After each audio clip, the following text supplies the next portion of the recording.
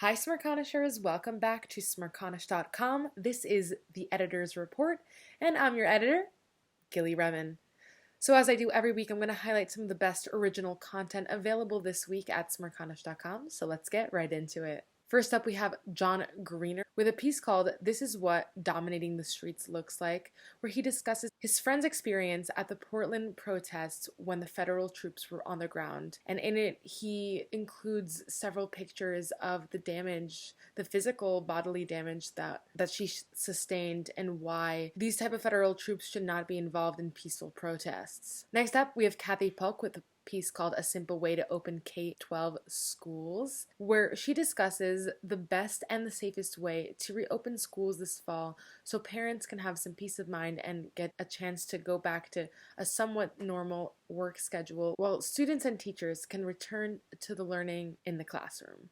Next up, we have Gregory Howard with a piece called COVID 2.0, Making Us Harder Targets for COVID-19 to Hit, where he discusses how a healthy lifestyle composed of exercising and good eating habits, healthy eating habits, could really significantly impact the damage that COVID-19 does to our individual bodies, and how a good, healthy routine can help not just against COVID-19, but against flus, viruses, and other bacterial infections, and any kind of sickness, really. Then we have Steve Turman, who wrote a piece called Myth and History, where he discusses the Confederacy and how it's remembered in history, what's true about it, and what isn't so true about it. Then we have Andrew Weisberg, who is a criminal attorney in Chicago, and he wrote a piece conveniently called The Chicago Criminal Attorney's Perspective, where he discusses how the violence in Chicago can be stopped and the city needs resources in order to do this. Then we have a piece written by our very own Michael Smirconish, who spent the majority of this week's radio program discussing if Biden will debate Trump in the debates. And he wrote a piece called Biden's Willingness Not Debatable, where he discusses basically how the news is making a fuss over will Biden debate or not, but it's not even a question. Biden already said that he's going to debate 3 times. And I think we're all looking forward to those debates. But we don't know how effective they'll be on voters.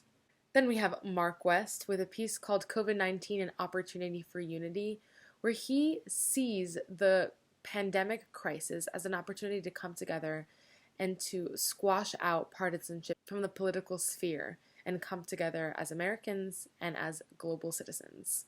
Then we have Lee B. Kinberg, who wrote a piece called How Trump Chips Away at the Federal Government, where he discusses how Trump is inviting a lot of chaos into the federal government and is kind of bleeding out the resources, and it'll be very hard to rebuild those institutions that have taken, as you know, a lot of time to build.